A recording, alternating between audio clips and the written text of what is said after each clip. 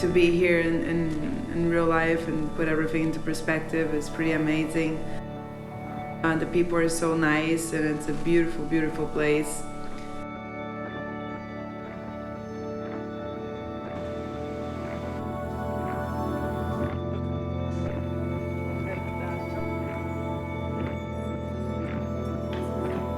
When it's big and when we come last minute, it's gonna be a long trip, and it's gonna be just a couple days before the swell. So those are things that we gotta prepare ourselves to, and hopefully work it out in a way that doesn't take too much out of our energy.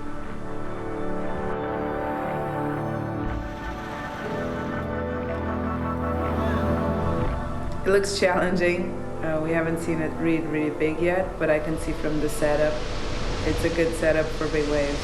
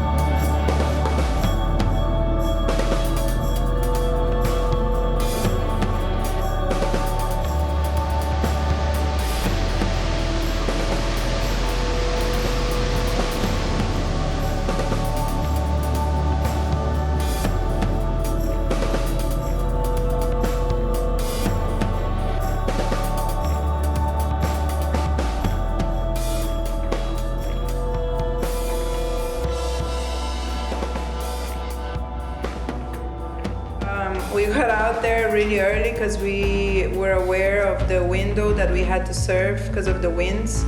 We were supposed to pick up around 9, so we wanted to make sure we would surf as early as possible.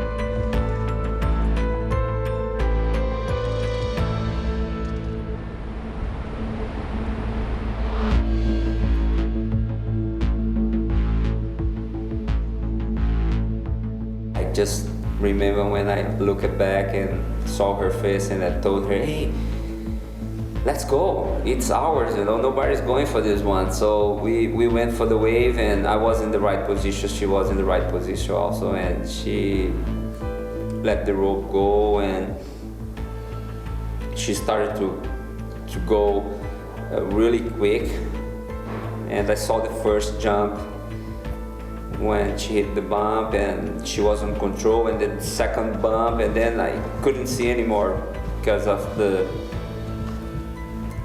lip of the wave and the whole wind on my face. This wave was probably almost double the size of whatever I've ever ridden in my life, and very, very bumpy.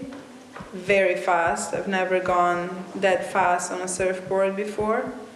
I broke my ankle on the wave on probably the third or the fourth bump, and from there I just went face first and got pounded by that wave, and then the whole thing started.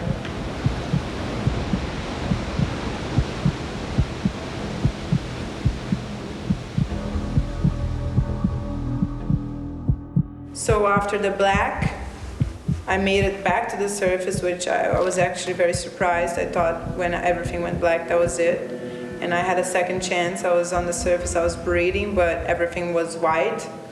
I couldn't see anything, everything was just completely white. I had no vision, I had a little bit of senses, and I could still breathe somehow, but I knew I was in serious trouble and that I had to count on my instinct and on Carlos. And then I realized that she fell, but I saw that she came back on the surface really quick, and she she was doing okay. I saw she was breathing, doing the same exercise, keeping control. But after that second wave, I lost eye contact with her. I think she moved really quick towards the shore break. That's when I thought, oh man, I gotta go to the shore break. Nobody wants to go to that shore break when it's that size. So I went to the shore break. I couldn't find her. She was somewhere in between that white water. I give all my credits to Maya because she was able to hold a situation that not many people can do it. And she only did that because she trained so hard.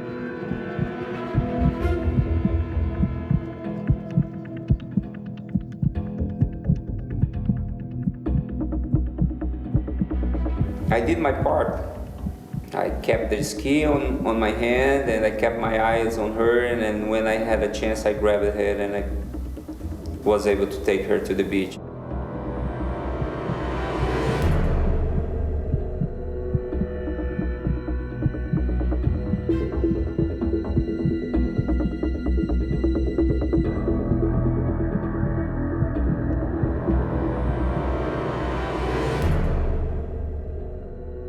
And she was able to come back alive because we managed to do the CPR, and was a critical moment for us. Yeah, I actually only realized I broke my ankle on maybe the second hospital we went to. I don't know when I realized, but it took a long time. Everything else was way too painful, talking about my lungs. And yeah, it was trippy. It was hard to come back. It was a bit painful. But I was at the same time very, very happy. Very thankful for everyone that was around there, that I knew that those people were the main reason why I was there, even though I did do 80% of the work to put myself in a situation where they could save me. And that was my mission. And I'm pretty sure I accomplished my mission to get as close as possible for them to save me. And but that 20% in the end of the day is what makes the whole difference, because if they weren't there, I was gonna be dead. So I knew the team I have, and I knew they would be there, and I knew if I had a chance to live, I would.